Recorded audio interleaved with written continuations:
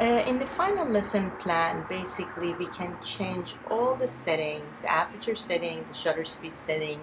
and the film speed setting simultaneously, and seeing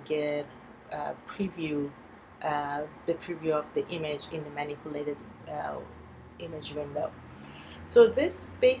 type of interaction is very typical of the current generation of digital cameras, where we can change the film speed and the shutter and the aperture all together. So for example, if I click on my f8, again I see a preview of my iris. So I know that the smaller the number, the larger the hole opening, which allows a larger depth of field or shallower depth of field.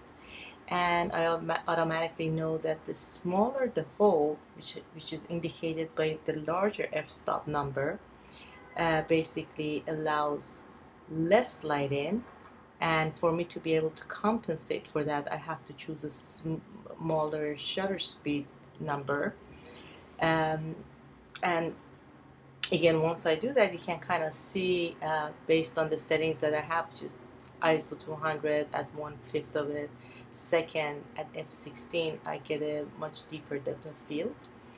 I also know that, for example, if I increase my film speed now, the image, it allows, the higher the number, basically we get a lot more light in. And for me to be able to compensate for that, basically I know that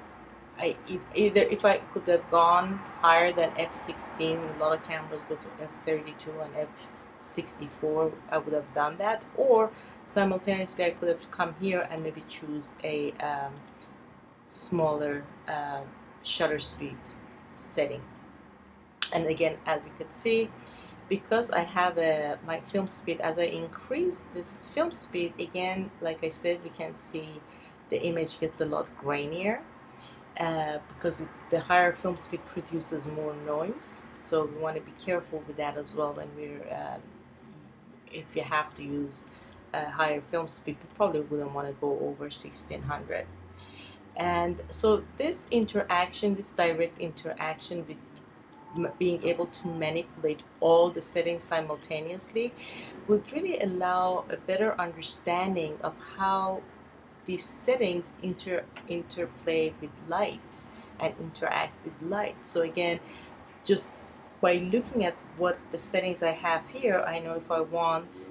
the image to be a little lighter, I simply need to choose a lower f-stop, which would allow more light in. And again, we can have, going back here, we can see how each lesson from the film speed, the very first lesson that just involves the film speed, it slowly builds up our knowledge. And through direct interaction and manipulation with this virtual digital camera, I can, by the time I would come to lesson 5, I have a thorough understanding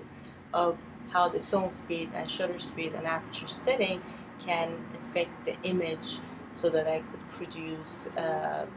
photograph that I envisioned in my mind, based on technical accuracy.